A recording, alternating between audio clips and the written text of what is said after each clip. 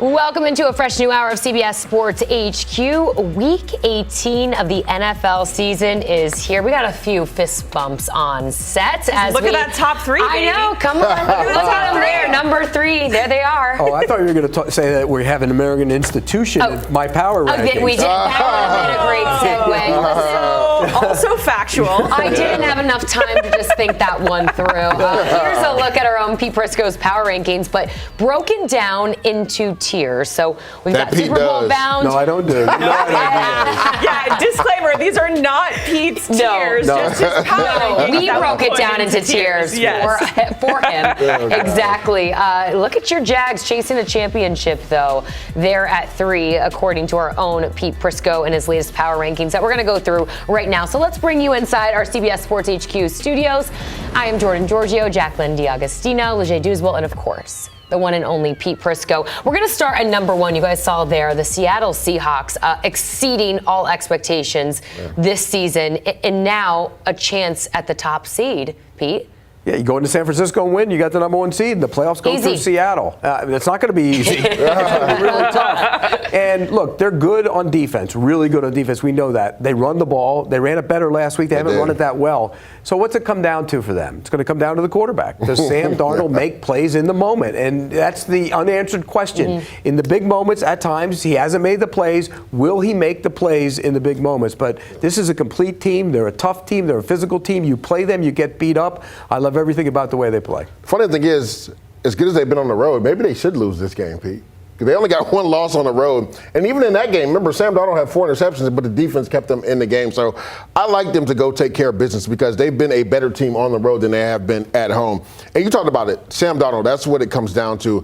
Still some concerns when you talk about him turning the ball over in the red zone, especially the last 2 weeks. We saw that in the LA Rams game. We saw that last week versus the Carolina Panthers, right?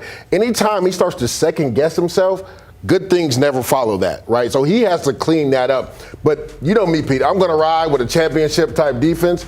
I believe the Seahawks get it done. We saw how dominant they were in the second half versus the Carolina Panthers. They literally swung that game in their favor in those first 2 drives. We saw Tank Lawrence punch the ball out, and then Julian Love get an interception, and they scored off of both of those, which swung the game in their favor. So to Pete's point, this is a complete team. I like them to get it done in Santa Clara and get the number 1 seed in the NFC. Complete team if the quarterback makes Caveat to that? It is. You know, some people were saying the Rams game, that was a big moment, right? But I don't know, others are saying he was bad that game. He had a big moment, right? I mean, if 2 weeks in a row. If he doesn't get a punt return and he doesn't get a reverse to get them back into the game, does he even have that opportunity? He did not play well in that game. Yeah, so the Seattle Seahawks are one of the 2 teams that are in that Super Bowl bound area or tier, excuse me. Not Pete's tier, but just the tier that we have put them in, right? The next tier, chasing a championship, we have the Jacksonville Jaguars sitting at number 3. And Pete, we were just talking about this. This is not a team that has any glaring weaknesses, but also maybe not any huge strengths. Of course, the quarterback, our guy T-Law, has been playing out of his mind. Trevor Lawrence is playing well. Trevor Lawrence, a.k.a. T-Law. But maybe, Pete, in a year like this, especially in the AFC, is that maybe the way to win, where you're kind of just even keel all across the board on both sides of the ball? They have as good a chance as anybody.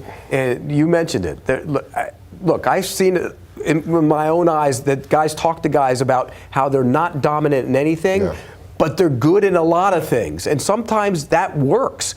If you were dominant on one side, like some of these teams are, and not so good, like the 49ers, we just talked about, they play the Seahawks. Really good on offense, but not so good on defense. And, the Eagles, not so good on offense, but great on defense. The Jaguars are really not great at anything, but they're good at everything. And sometimes that works. And I think this might be the year that it could get hot and make a run. And you mentioned the quarterback. He's playing his best football. He didn't throw a touchdown pass last week. He threw 2 bad throws the whole game. One should have been picked, one was picked. Other than that, he played flawless football and he ran the ball in with his legs. I think they're as dangerous as anybody in the playoffs. And by the way, if you want to look at it, if the 49ers win, they're the 1 seed. If the Broncos win, they're the 1 seed. Jacksonville went to both their places and beat them in the regular season. And that's where I was going to start, right? They're a team, even if they do end up as the number 3 seed, they have to have all the confidence in the world that they can go to a hostile environment and win. You talked about it just a few weeks ago. They didn't go in and just beat Denver. They dominated Denver, especially on the offensive side of the ball. I actually talked to Foye Luakon earlier today, and what you said about them being even-killed, he like epitomizes what that is, right? He's so even-keeled. He's one of those leaders on that defense. He talked about the growth of Devin Lloyd and how he's grown in this new system with Anthony Capinelli as a defensive coordinator. The one thing I want to hit on, Pete, because people always use this cliche, next man up. But for the Jacksonville Jaguars, it hasn't just been next man up. The next man up has actually elevated them. You talked about the left tackle, Cole Van Lannon. He's played out of his mind coming into the left tackle, and he's played multiple positions on the offensive line. Monteric Brown is a guy that doesn't get enough praise. He's played out of his mind at corner. And then Jerry Jones has to go into slot because they lose Jordan Lewis for the year. Has a pick that essentially seals the game last week. So guys have really stepped up. Guys that probably weren't going to be frontline starters, they've really stepped up and become frontline starters. And then also shout out to Gladstone, the GM, because that Jacoby Myers trade was masterful. His connection with Trevor Lawrence on third down might be the best connection in the NFL right now on the money down specifically. Parker Washington. There's another guy that stepped up and become 200. That's been Jacksonville's storyline. Like every guy has stepped up. That's coaching. That's what that is. That's coaching.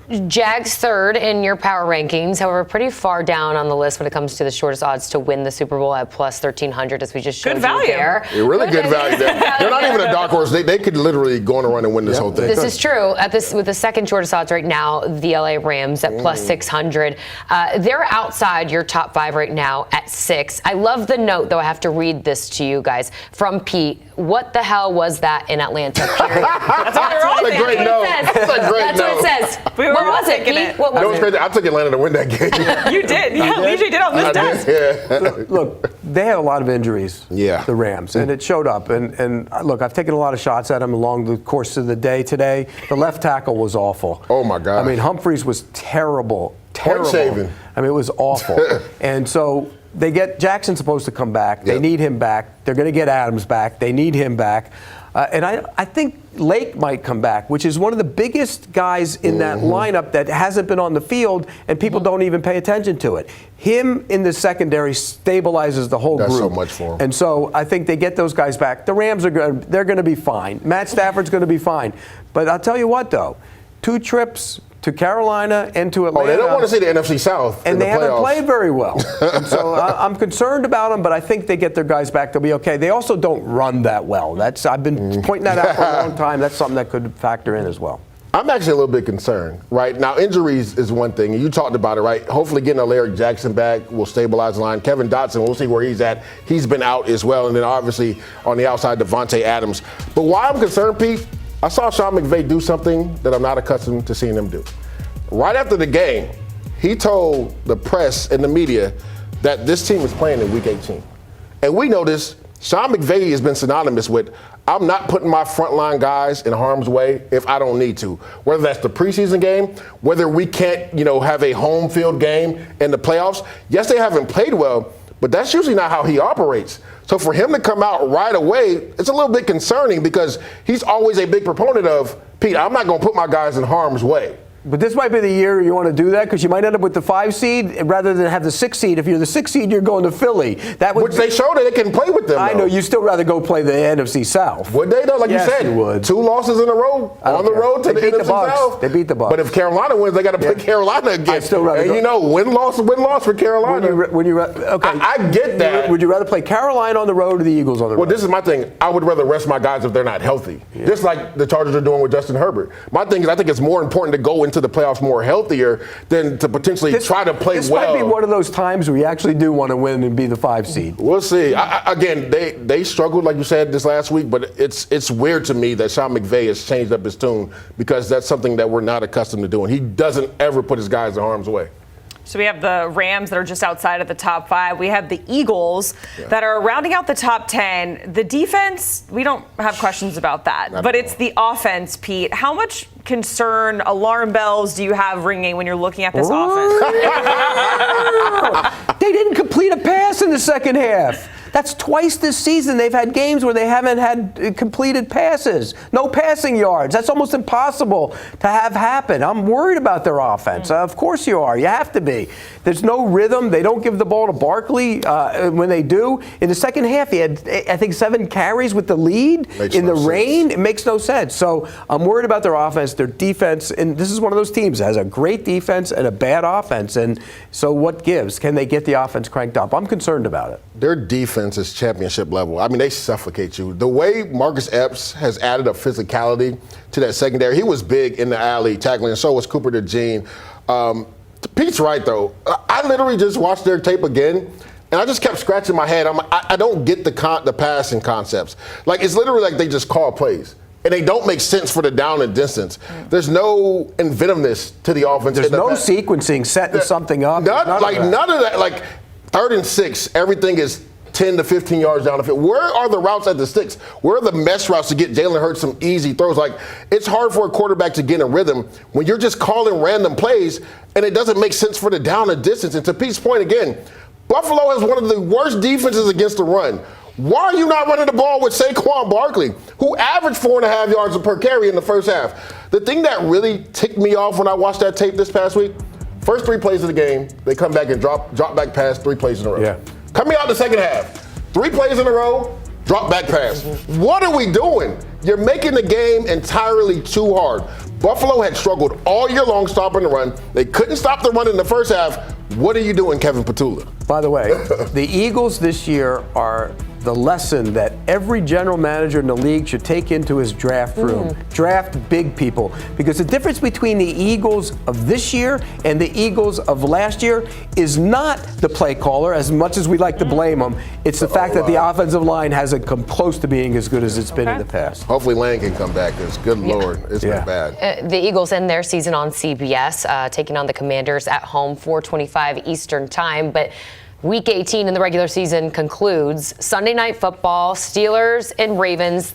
Pittsburgh Steelers at number 14 in your latest power rankings. We've been saying that since week 3. I did not think they were going to do what they did last week versus the Browns. No, I didn't either, but we've been sitting here in this spot saying it's going to come down to the Ravens. The Ravens don't catch them. Here we are. And they did. And after that loss, as you mentioned, to the Browns, they see the Ravens, whose whole season now riding on this weekend. Yeah, the Steelers found out what life was like without DK Metcalf last week. And I think when you look at it from that standpoint, they got to get more out of that passing game this week, or else they're going to be going home. Yeah. There's a lot to unpack, though, what the Steelers did this last week. A nice big long pause. Because there's so much to unpack. First and foremost, Pete, I went and rewatched that game again, too. And when you look at it, we talked about how the Buffalo Bills had struggled stopping the run. The Cleveland Browns had struggled. And we were on this desk, Pete, and we said, I don't think the DK loss is that massive because the Browns haven't been able to stop the run. If you run the ball like you did versus the Lions, you should win this game. They did the total opposite.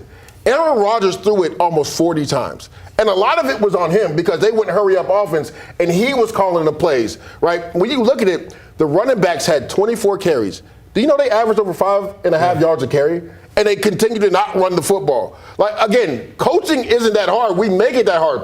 But I'm going to put some of this blame on Aaron Rodgers because it seemed like he wanted to run the offense instead of just letting Arthur Smith call the plays and let him run you to victory. Because you only needed one victory to get to the playoffs, right? You wouldn't even be in this scenario week 18 if you just continue to run the ball. I did a breakdown on Twitter.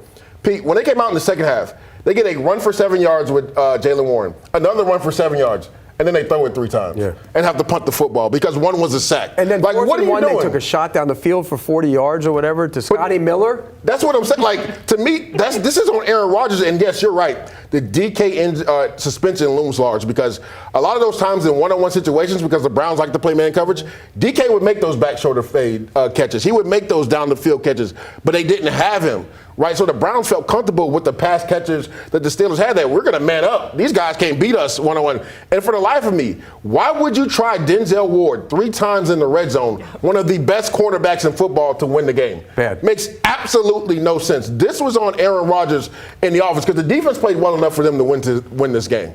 So if you're an NFL team in the state of Pennsylvania, run the dang ball. It's not that hard. Not that hard. Baltimore learned it versus Green Bay. This is true. So Pittsburgh, take some notes from your AFC North neighbors. Lee JP, we appreciate it. Hang tight. We have more to come from the guys. We have other tiers to discuss. But hey, make sure you check out Game Day Recap Look at Pete Prisco Look there. at him. Yeah, one more show. One more, huh? Are you going to eat paper this time? It's always something. Hot sauce and paper? Hot sauce and paper. That was a long time ago. I know. We got to blow up the bunny for Philadelphia in that offense. I killed that thing. Never coming back. You know, I was wondering why that was still here. Yeah. I beat that thing to death. Yeah. Sunday, 8:20 Eastern. Pete might be beating up rabbits or eating paper with hot sauce. You never know what you're going to get.